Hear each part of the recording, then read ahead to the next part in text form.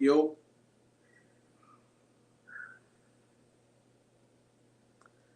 yo. Yo, All right, it's a little laggy. We're gonna get to it. All right, hey, Shalom. First and foremost, want to give our honor, praises, and glory to Yahweh, Ba'ashem, Yahweh Shah, Ba'ashem, Kahakodash. Hey, double honors to the apostles and the elders of Great Millstone who rule well.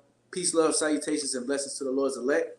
All right, it's a brother Yeshai from Indian Valley, South Carolina, and this lesson is going to be about a war in heaven. Now, if you would ask the average, Christian or whatnot, or anyone that claims to believe in the Bible or whatnot, that's not learned what the war in heaven represents. Okay, more than likely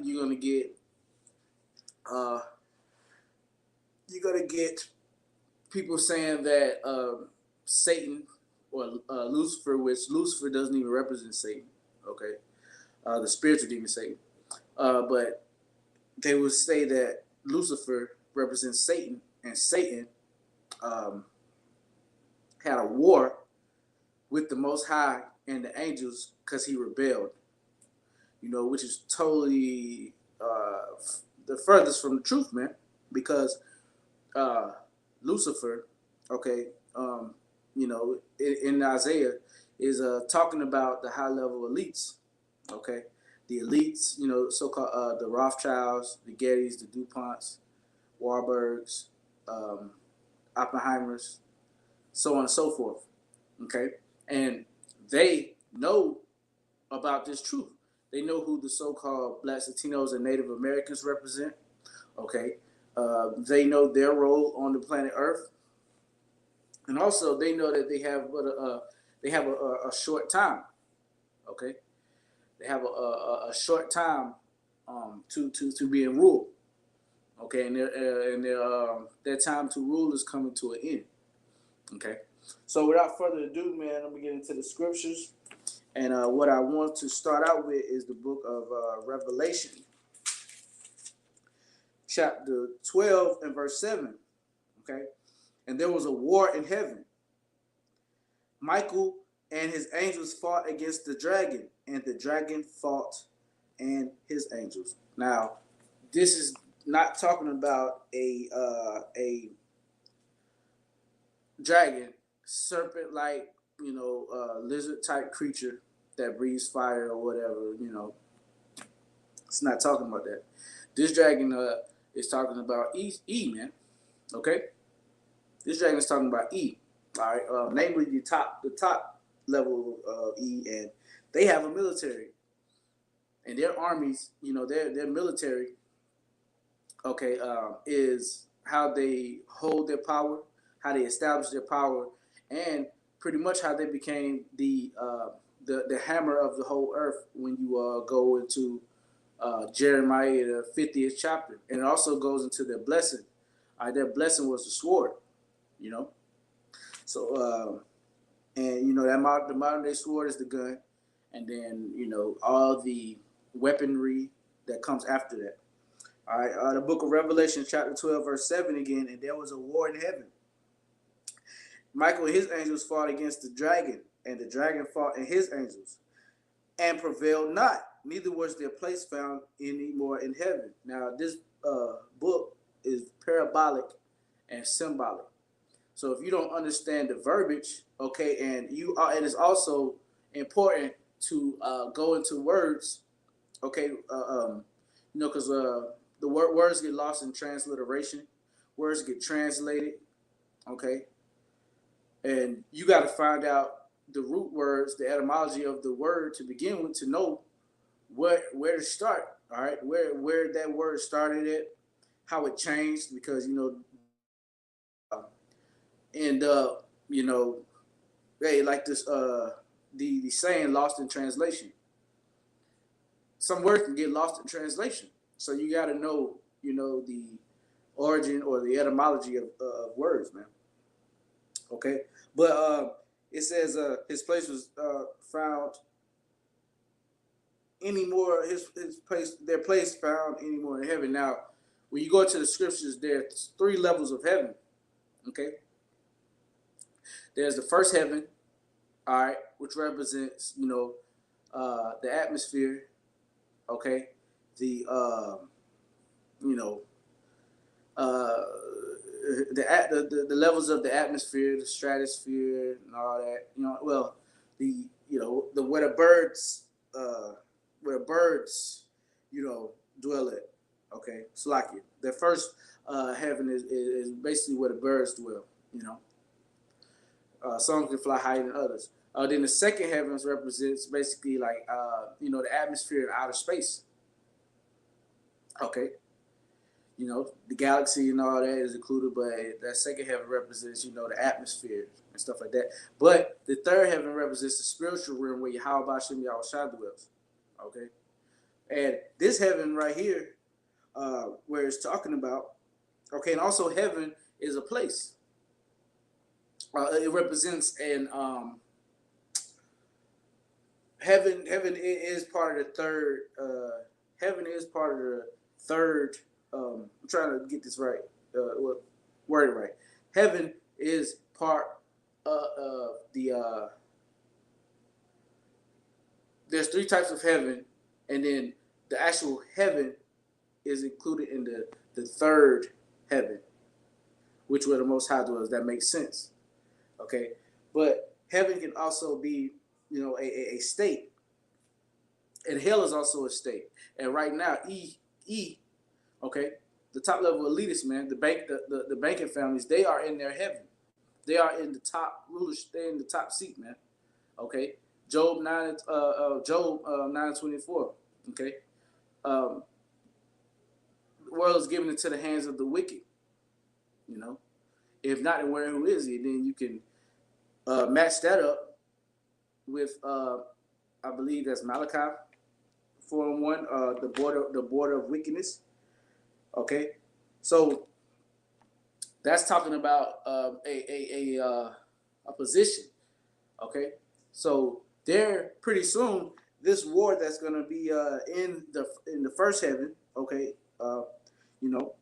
is going to remove the people that are on the so-called high horse or that are in the position to rule.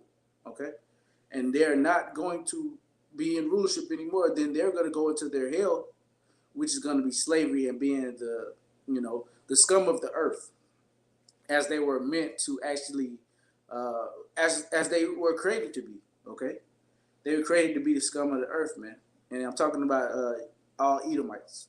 Okay, and their whole purpose is going to be 1,000 years of hardcore slavery to get exterminated after they serve their purpose, man. So that's what that is talking about. And the great dragon was cast out, that old serpent called the devil and Satan, which deceiveth the whole world. He was cast out into the earth, and his angels were cast out with him. So they're going to fall into a lower state. Okay, they're going to get defeated. All right, and then ultimately to go into hardcore slavery for 1,000 years, as I said. Okay, so let's move on to one of my favorite scriptures that illustrates, that talks about the war in heaven, because it includes Yahushua. He's going to be basically the captain of the army of Yahweh. Okay, and he's got Michael, just as we read, Michael the archangel, and the other angels, and also his elect are going to be part of that army as well. Okay. Now, this is the book of 2nd Ezra, chapter 13. And it came to pass after 7 days, I dreamed a dream by night. And lo, there arose a wind from the sea that had moved all the waves thereof. And behold, and lo, that man waxed strong with the thousands of heaven. And when he turned his countenance to look, all the things trembled that were seen under him. And that man is talking about Yahushua. Okay. And he waxed strong with the thousands of heaven. He waxed strong with the thousands of his angels. Okay. Just as the scripture talks about in Jude, which I'm going to get right now. Okay. And that's how heavy this the return of Yahushua with the angels is. Because once Yahushua returns with the angels, okay, Slakia. I lost my train of thought. It's going to be a marvelous event, so to say, because just as I'm going to read in Jude, the seventh from Adam, Enoch was prophesying about this day of the Lord.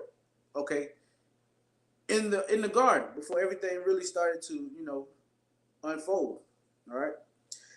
The book of Jude, chapter 1, verse 14. And Enoch also, the seventh from Adam, prophesied of these, saying, Behold, the Lord cometh with 10,000 of his saints. So there you go. The Lord cometh for 10,000 of his saints, and that saints is a capital S, and that represents the angels, man. All right. To execute judgment upon all, and to convince all that are ungodly among them of all their ungodly deeds, which they have ungodly committed, and all their and all of their hard speeches, which ungodly sinners have spoken against him. So this day of the Lord is going to be very great. And what the prophet Ezra was seeing was the day of the Lord. Okay, his return, because he's going to return Yahushua.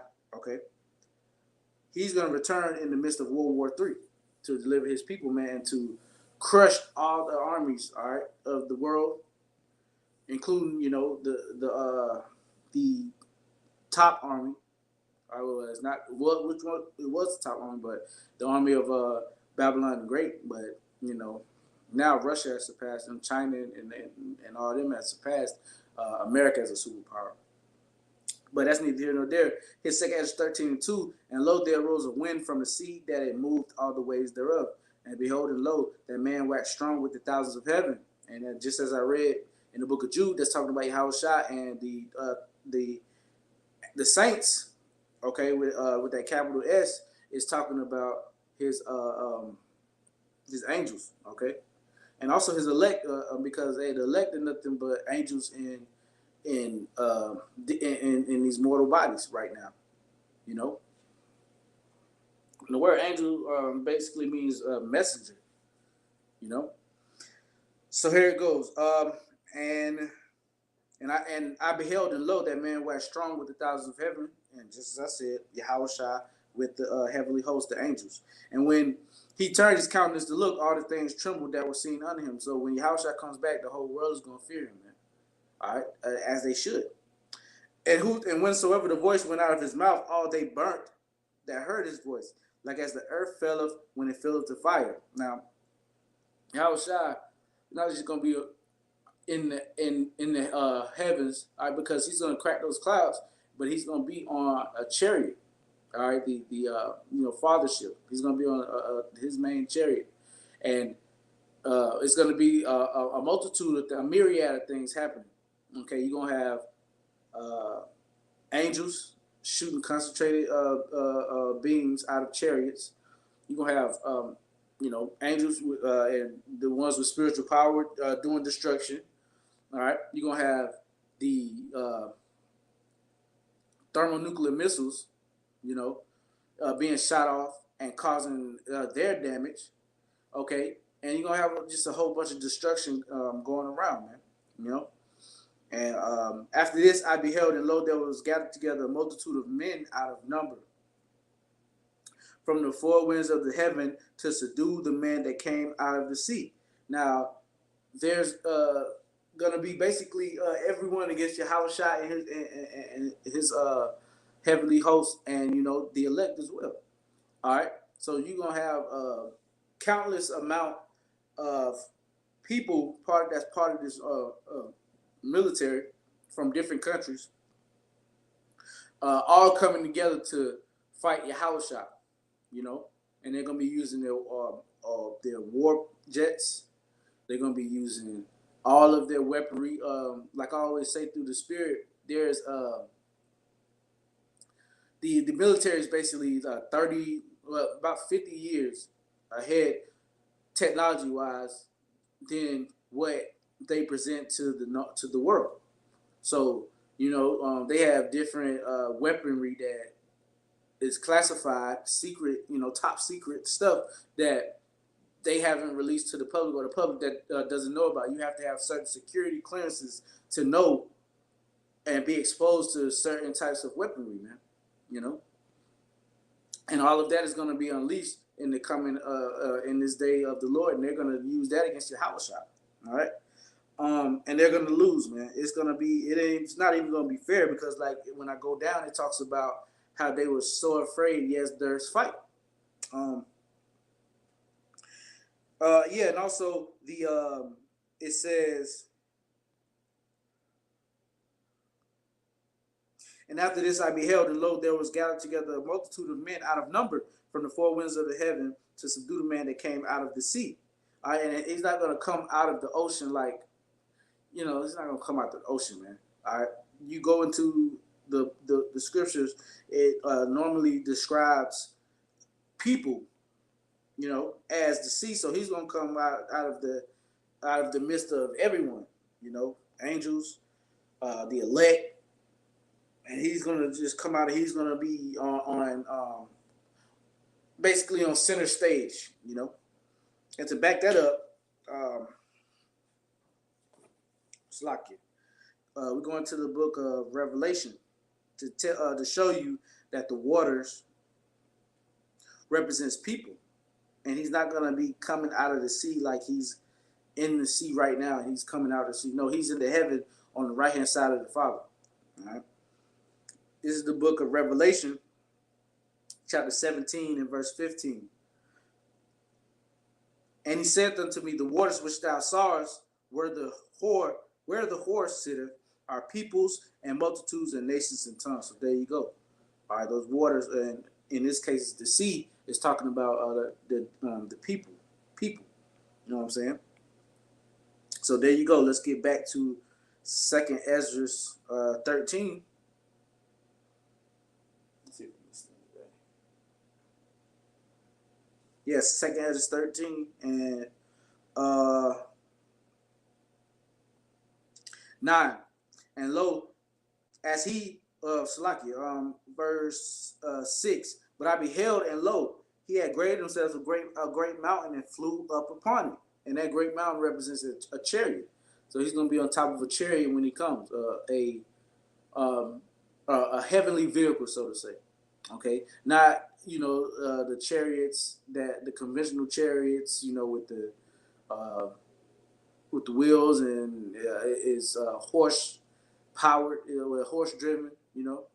No, this is talking about so-called UFOs. But I would have seen the regional place where the hill was graven, and I could not. So when the prophet was seeing this vision, it was outside of his perception, his visual, where he could not see. It just basically covered up the whole the atmosphere that he could see, man. That's like something giant coming really close to the earth, and you can see it because it's in the atmosphere. All right, because just like we got the sun and the moon, which are outside of the atmosphere, but we can still see them faintly, or we can see a small image of it. I forgot what it's called, like a scale image of it, so to say. All right, but Yahushua is going to come with a chariot, and it's going to be outside of. It's going to be huge, man. Okay, and it's going to be huge, and that's why the prophet Ezra said he couldn't see where it started. All right, but I would have seen the regional place where the hill was graven, I could not. And after this, I beheld, and lo, all they which were gathered together to subdue him were sore afraid, and yet there's fight, because Yahushua is coming in complete power, man.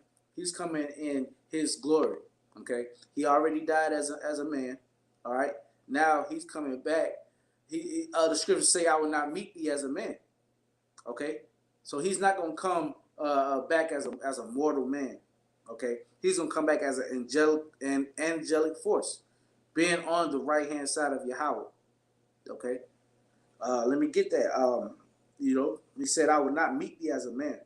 So this is not gonna be the Yahushua that walked the earth a little bit over 2,000 years ago. This is gonna be him and all his power and all of his glory. All right.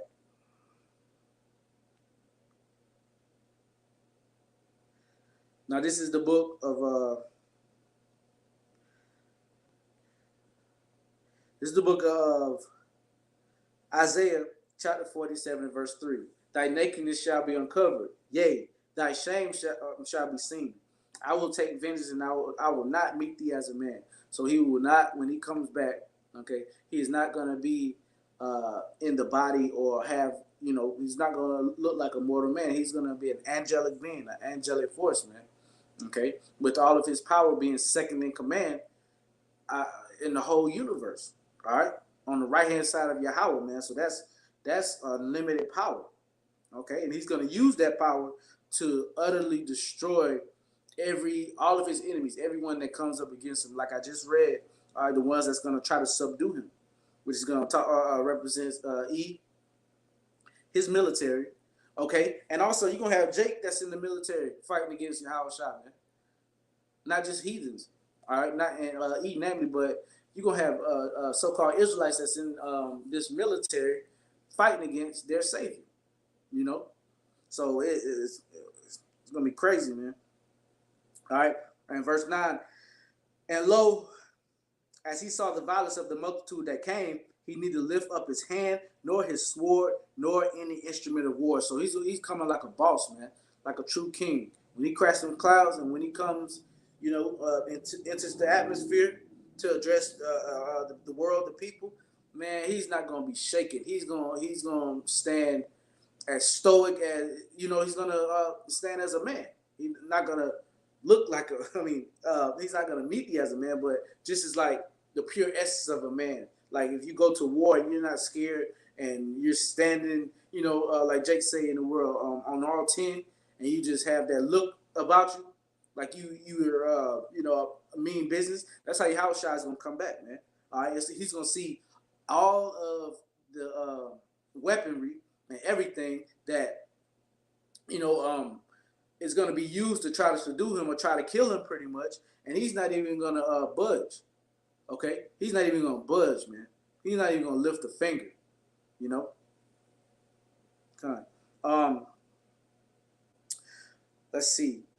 But only I saw that he sent out of his mouth as it had been a blast of fire, and out of his lips a flaming breath, and out of his tongue he cast out sparks and tempests. Okay, so basically he's going to destroy the world is going to be destroyed by his word, man. Okay, he's not even going to lift. It's already being destroyed by his word, man. Look at what brothers are doing. All right, we're spiritually tearing down this place. Yahushua is the word, man. And we're spiritually tearing down this place by doing these lessons, doing epistles, going on the highways and byways, tearing down this man's kingdom. Okay, but basically he's gonna be directing chariots to shoot concentrated fire everywhere.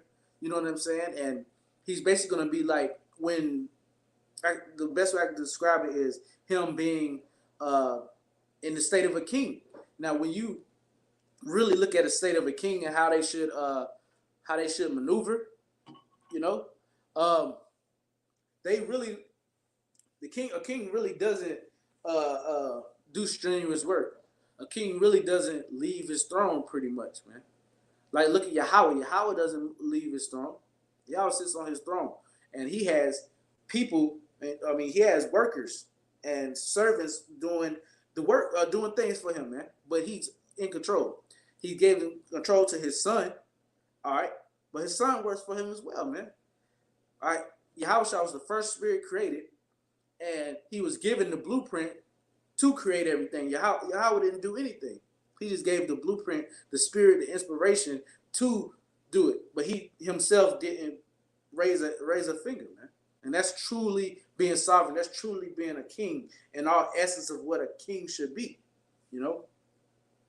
Not to go on a tangent, but yeah, and they were all mixed together, the blast of fire, the flaming breath, and the great tempest. Okay, so that's talking about everything that's going to be going on then, man. Are you going to have thermonuclear missiles going off? Are you going to have the angels, okay, the heavenly hosts, destroying things, okay, with their spiritual power, all right, shooting concentrated fire, it's going to be, and the thermonuclear missiles also exploding, man, doing their damage because, hey, Yahweh Bashem Yahweh Shah put the spirit See, I created this Smith the Smite. Wait, let me see. Um, I don't want to butcher it. He created the Smith to blow up the coals in the fire. All right, this is Isaiah 54:16. Behold, I have created the smith that bloweth the coals in the fire, and that bringeth forth an instrument for his work, and I have created the waster to destroy. So there you go. Yahweh Shem Yahushua created everything, including the technology for these thermonuclear missiles, to be able to split atoms, to split nucleuses, and create a fire that's hotter than any conventional fire that you just make by rubbing two sticks together, or a lighter or something like that, man. Okay, this fire is gonna be it's an out of this world fire, and Yahweh Shem Yahushua created it, put that spirit and that inspiration on these certain scientists to do that, just to destroy them, man. Like the scriptures say, he created the smith that blow up the coals in the fire, and that bringeth forth an instrument for his work, and I've created the ways to destroy. He did all that for that David. Okay, so let me go back to where I was.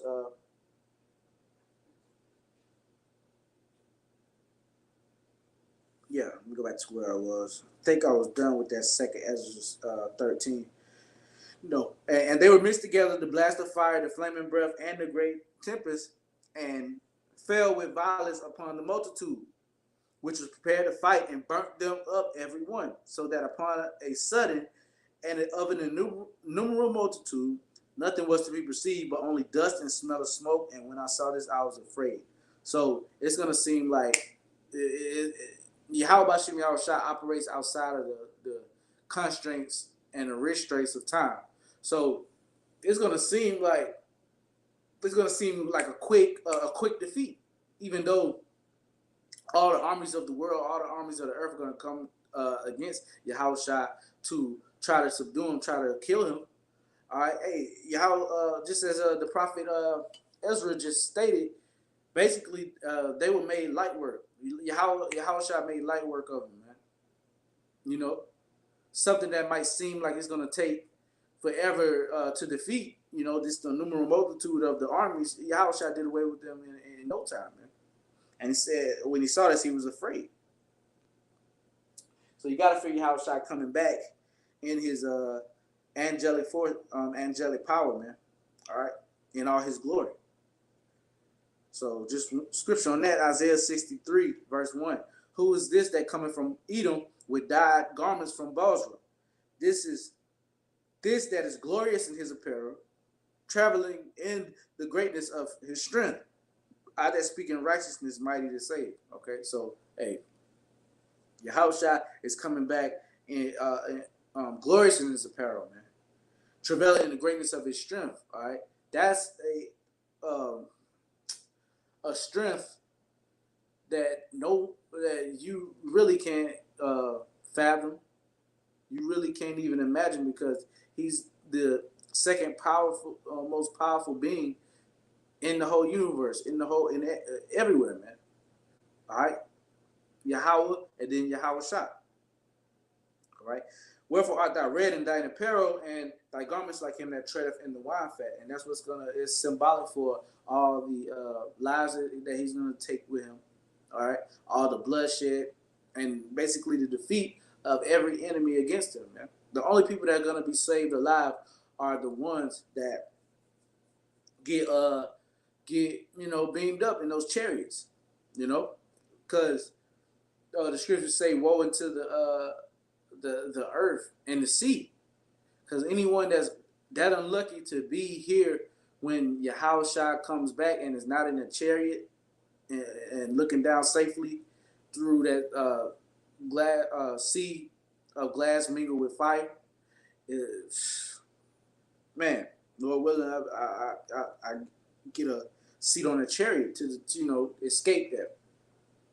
I have trodden the winepress alone, and of the people there were none with me. For I will tread them in my anger, and trample them in my fury. And their blood shall be sprinkled upon my garments, and I will stain all my raiment.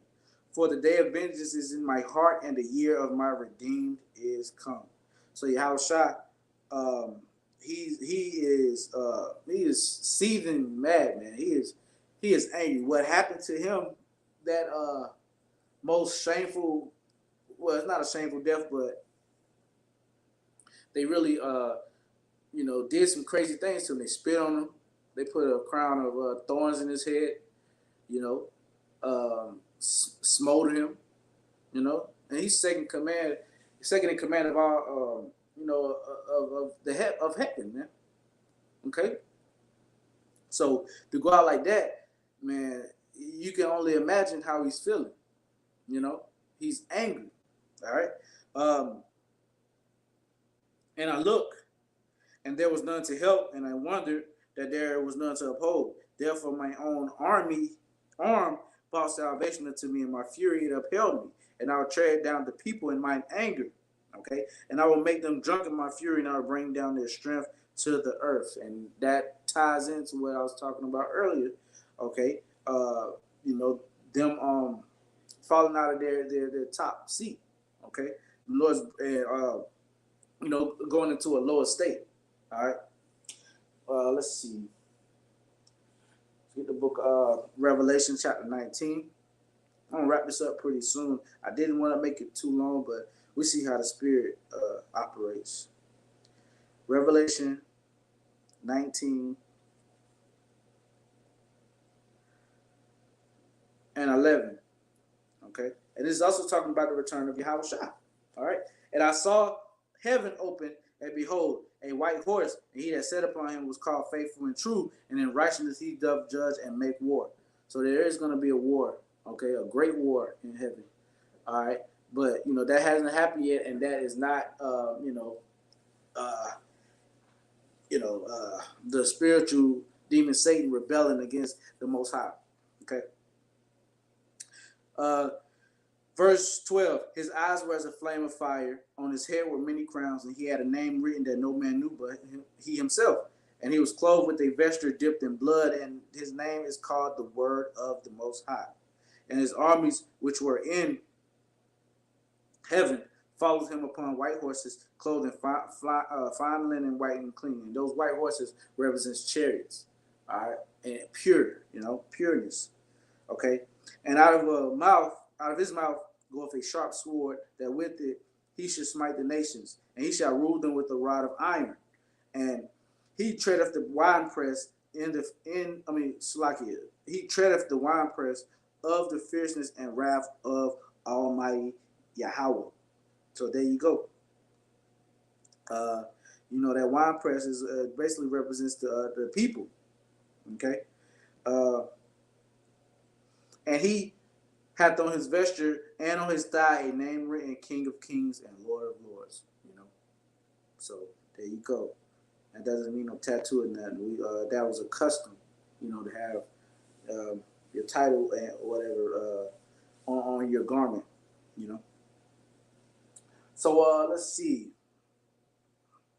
I got a couple more. I'm gonna go to the book of Luke, chapter 10, and verse 18. The point really has been made, but this is just to take it home. Luke 10 and 18, and he said unto them, I beheld Satan as lightning fall from heaven. So there you go. And that's not talking about the spiritual demon Satan. That's talking about that old serpent, the devil, Satan. And that goes back to a man. That goes back to the basically Esau, man. That goes back to Eve, because he was that same serpent that was in the garden, all right, before, and he had melanin at that point in time, and he was the one that his spirit was in a melanated body. He tricked and beguiled Eve. Okay, then he came back as Cain. Then he came back as Esau, and that's when his melanin was stripped from him. Isaiah 14 and 12.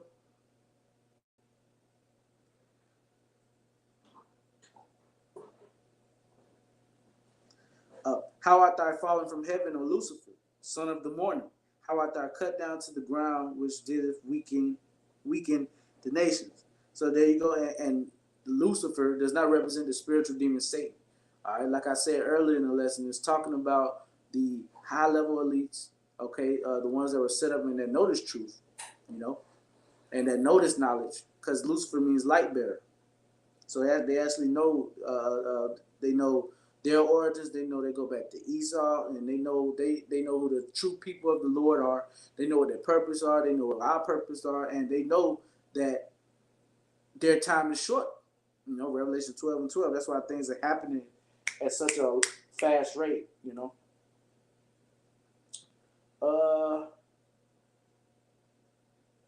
Yeah, that's it, man. I think yeah, that was everything I wanted. Let's see. Like I said, I didn't want to make this long, and through the spirit, it wasn't too long. You know, but sometimes the spirit will have you where you get long winded.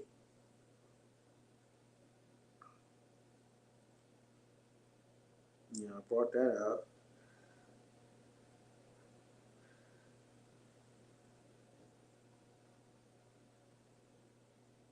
Yeah, yeah, that's a good place to stop it, man. You know, Lord willing, hey, that was edifying, man. Hey, I want to give our honor, praises, and glory to Yahweh, Bashem, Yahushua, Bashem, Rakah Hakudash, to honor to the apostles and the elders of Great Millstone rule well. Peace, love, salutations, and blessings to the Lord's elect. And until next time, Shalom.